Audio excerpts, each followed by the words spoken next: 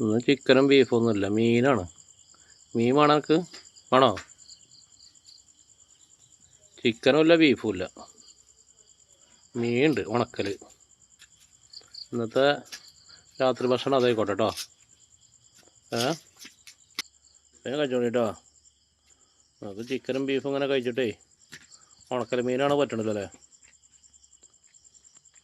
അപ്പുറത്തേക്ക് പോയിക്കോളി. അപ്പുറത്തെ വീട്ടിൽ സാമ്പാറും ചോറുണ്ട്, വേണമെങ്കിൽ കഴിച്ചോളി. ഇവിടെ ഉണക്കലാണ്. അതിൻ്റെ അപ്പുറത്തെ വീട്ടിലെന്താണാവോ. വേഗം കഴിച്ചോളി, വേഗം പോയി കിടന്നോളി ഞാൻ കേട്ടോ.